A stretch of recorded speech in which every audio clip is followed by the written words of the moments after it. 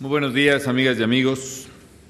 Señor Edwin Anthony, vicepresidente de Asuntos Corporativos y Relaciones con miembros del Edison Electric Institute, bienvenido a México. Señor Víctor Fuentes del Villar, secretario general del Sindicato Único de Trabajadores Electricistas de la República Mexicana, SUTERM. Señor director y destacados servidores públicos de la Comisión Federal de Electricidad, señores secretarios, estimados trabajadores de la Comisión Federal de Electricidad, señor director de la Comisión Nacional del Agua, amigas y amigos. La Comisión Federal de Electricidad ha desempeñado por más de 70 años un papel decisivo para promover el progreso del país. Y qué gusto que podamos hoy en la casa de todos los mexicanos celebrar un logro muy significativo, un logro que nos congratula a todos, a los mexicanos, a los directivos, a los trabajadores y a los servidores públicos que tenemos vinculación con esta gran empresa. El poder recibir, en nombre del pueblo de México, el premio Edison, al que hace algunas semanas se hizo acreedora merecidamente la Comisión Federal de Electricidad.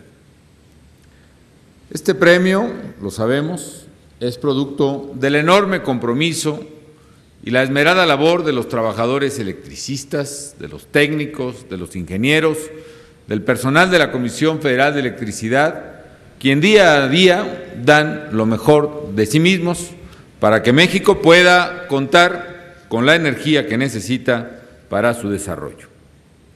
También, desde luego, este premio es un reconocimiento a todos los servidores públicos, las empresas, como los funcionarios y trabajadores de la Comisión Nacional del Agua, que trabajaron muy coordinadamente en este tema con la Comisión Federal de Electricidad. Un reconocimiento también a las Fuerzas Armadas, que desde el primer momento estuvieron en el lugar de la tragedia, y desde luego un reconocimiento a las empresas y a todos los colaboradores con esta magnífica obra.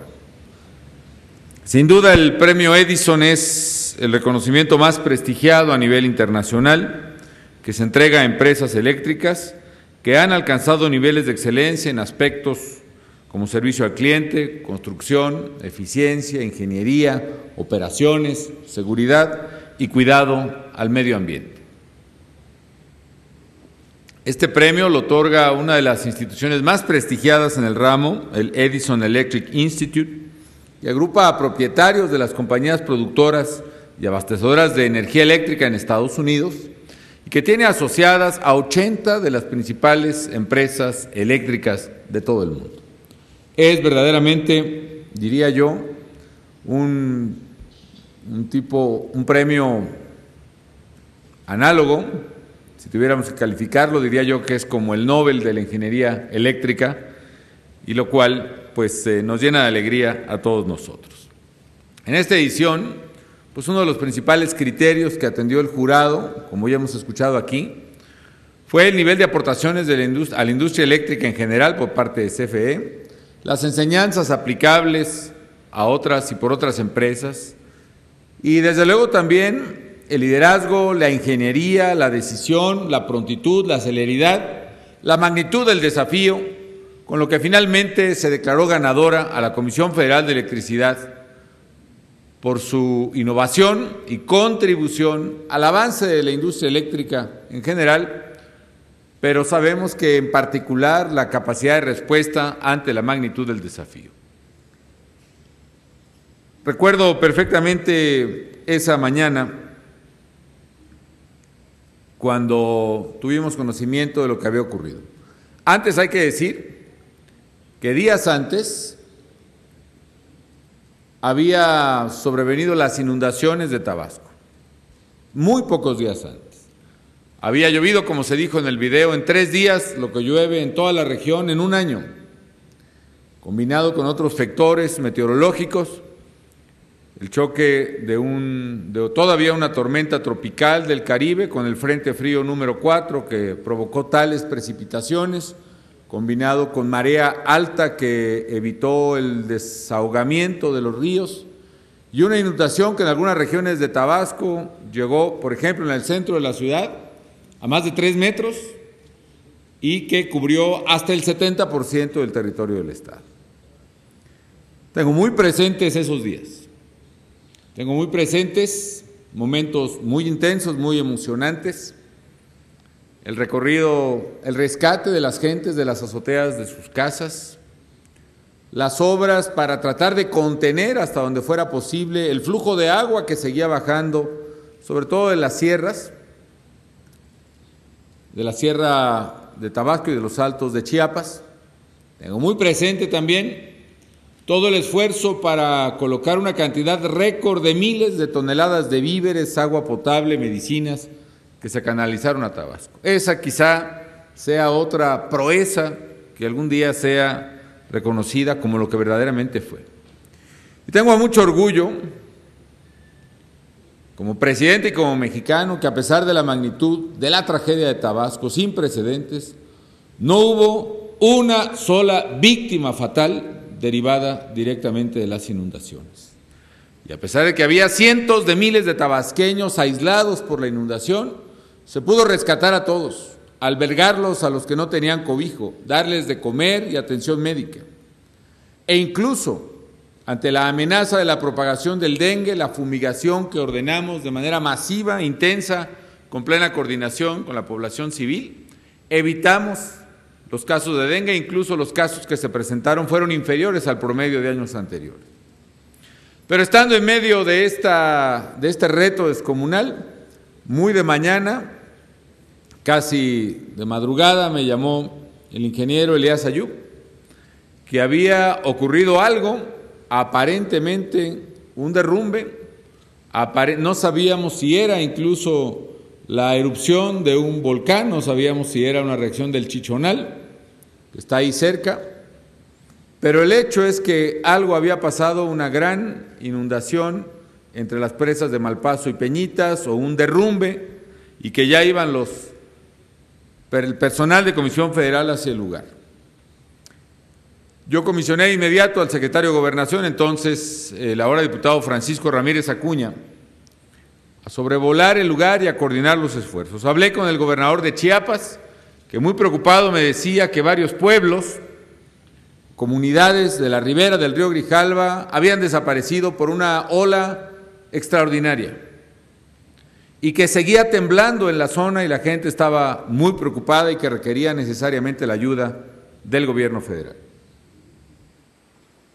A la mañana siguiente acudí al lugar, precisamente aprovechando que estaba en una de las visitas, ya no recuerdo qué número, probablemente unas 20 visitas en esos días al estado de Tabasco, y fuimos precisamente al río Grijalva. Yo recuerdo con mucha tristeza, con mucho dolor, haber estado en lo que eran los despojos, apenas los pisos, de lo que fue Juan de Grijalva, y haber encontrado ahí a algunos de sus antiguos moradores, que no habían encontrado todavía a sus parientes, haber escuchado con lágrimas la versión de lo ocurrido, ver con ellos, como veían, los lugares donde habían estado sus casas.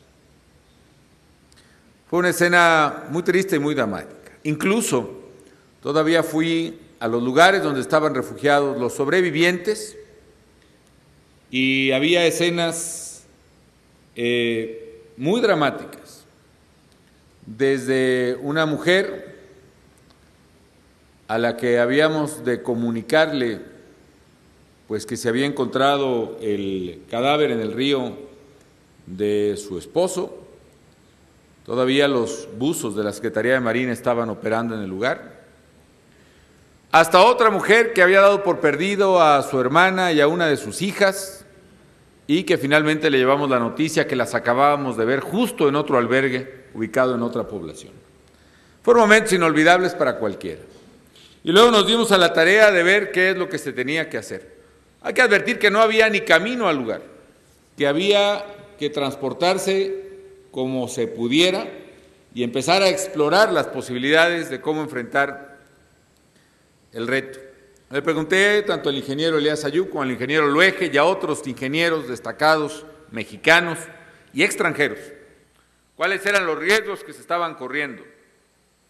Y se me explicó puntualmente que tiempo de lluvias, tormentas tropicales, frentes fríos, la acumulación de agua que estaban en las presas de Angostura, Chicoacén, Malpaso y Peñitas, acompañado del flujo histórico, además, de agua por esa cuenca, implicaría un crecimiento del nivel del Grijalva ya de por sí elevado antes del derrumbe y una presión tal que podría provocar finalmente la ruptura abrupta del derrumbe, un aluvión incontenible de agua, una nueva marejada dentro de la cuenca del segundo río más caudaloso del mundo y probablemente un golpe imposible de detener que probablemente también podría arrasar con la cortina de la presa de Peñitas, unos kilómetros abajo, y de ahí todavía inundar aún más y de manera masiva las llanuras del estado de Tabasco. De tal manera que el escenario era verdaderamente catastrófico. Había que actuar de inmediato. Recopilamos la información acerca de cómo se había actuado en desastres similares. Yo recuerdo haber revisado varios textos, artículos de investigación, de ingeniería, que definitivamente no es mi fuerte, pero pues que con febrilidad estábamos explorando en estos días. Recuerdo, por ejemplo, un texto, un artículo, que describía la experiencia similar que había ocurrido un derrumbe en Ecuador, en un punto, si mal no recuerdo, llamado de la Josefina. Igualmente otro derrumbe, bloquea un río muy caudaloso, y se narra una experiencia que a final de cuentas resultó fallida, por no decir desastrosa, en un caso similar apenas unos años antes. Resulta que en Ecuador inmediatamente se aplicó el gobierno también a tratar de quitar el derrumbe para que el río pudiera volver a circular, y con el muy valioso apoyo de las Fuerzas Armadas ecuatorianas se empezó a poner cargas explosivas precisamente para ir liberando poco a poco el derrumbe. Pero con tan mala fortuna que en la precipitación de abrir cuanto antes, como la teníamos nosotros, el paso del derrumbe, las cargas explosivas terminaron por colapsar otras partes y exacerbar el derrumbe, lo cual finalmente pudo terminar todavía peor. Ahí la ventaja que tuvieron los ecuatorianos es que no había poblaciones significativas río abajo. Nosotros sí teníamos no solo las poblaciones de la zona, sino prácticamente todo el estado de Tabasco ya inundado. Y lo que alguien de los que estaban ahí me dijo, no sé si con resignación, preocupación, consternación, dice: presidente, pues es como si tuviéramos que mover la montaña completa. Y le dije: pues muevan la montaña, a ver cómo le hace. Y entonces empezó a juntar equipo. Recuerdo que veíamos si podíamos trasladar la primera maquinaria o por el río o abriendo un camino, lo cual implicaba un trabajo enorme. Pues empezó a abrir el camino y también se transportó los primeros equipos, recuerdo, ahí lo vimos en el video, por panga o por un transporte así desde Peñitas hasta la cortina de la presa. En fin, fueron días intensos, como además creo que han sido todos y cada uno los días de esta presidencia de la República, pero todos muy emocionantes. La CFE, pues, con agua, tenían prácticamente que mover una montaña completa y hacerlo rápido.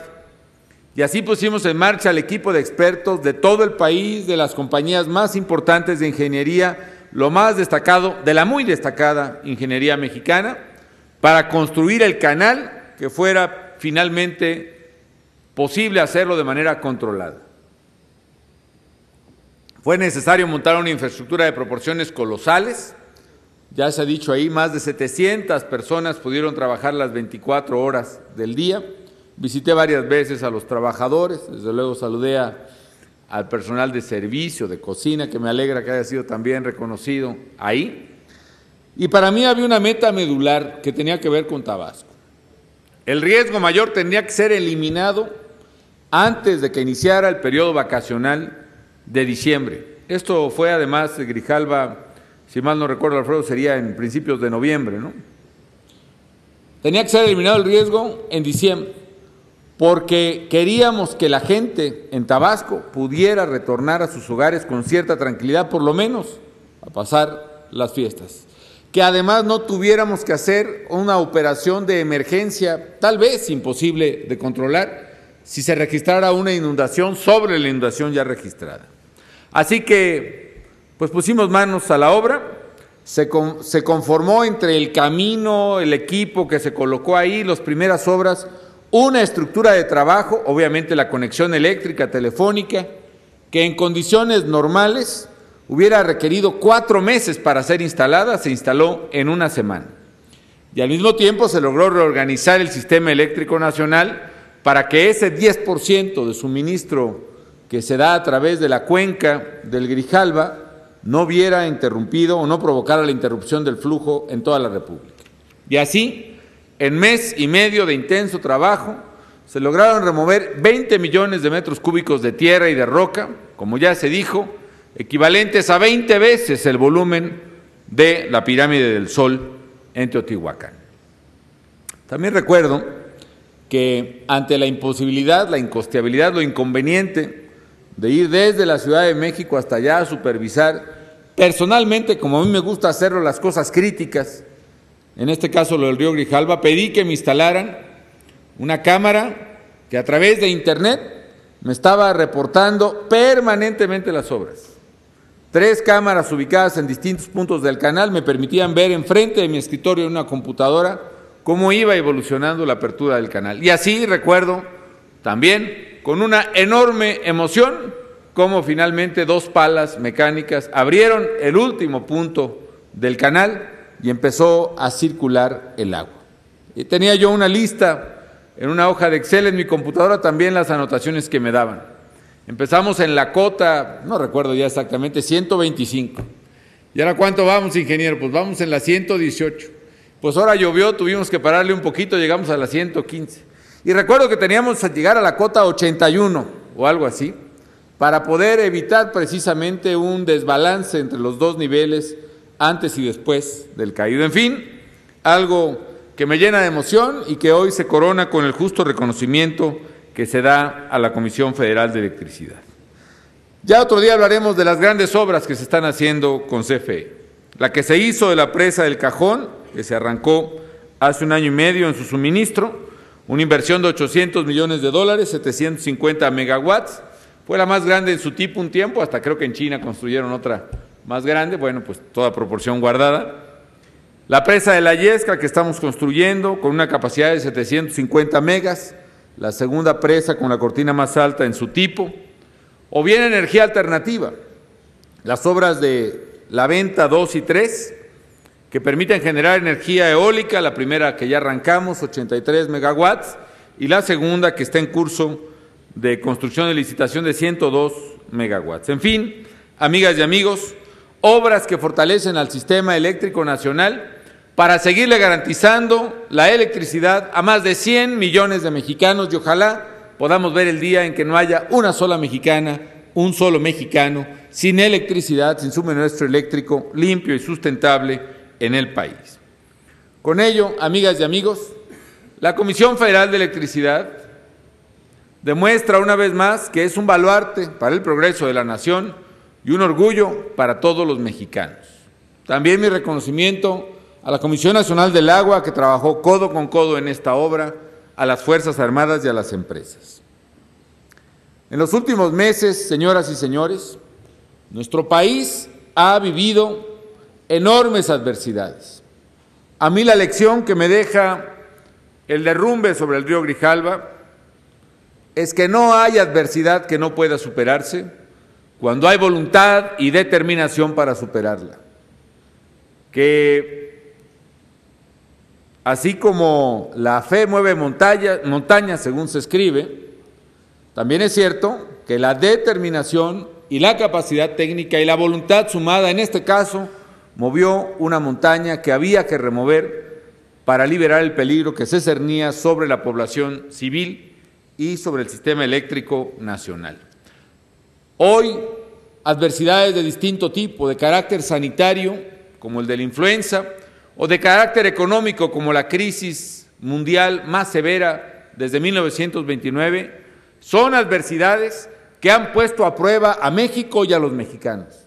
Y puedo decirles con orgullo, amigas y amigos, que por muy severos que sean estos obstáculos y por muy difíciles que hayan sido los momentos por los cuales las mexicanas y los mexicanos transitamos, en el Grijalva, en la inundación de Tabasco, en la influenza, en la crisis económica, en la lucha por la seguridad, ante esos obstáculos México está pasando la prueba y está mostrando la enorme solidez de sus instituciones y de su gente.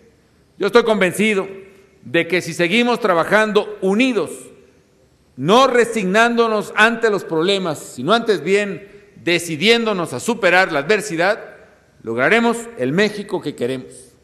Un México con un futuro distinto y mejor, más justo, más fuerte, con mayor progreso y con mayor justicia para nuestra gente. Un México más seguro, un México más limpio, que es el México que queremos para las generaciones que vienen. Enhorabuena, México, por este merecido reconocimiento y enhorabuena a la Comisión Federal de Electricidad y a todos sus trabajadores. Muchas gracias.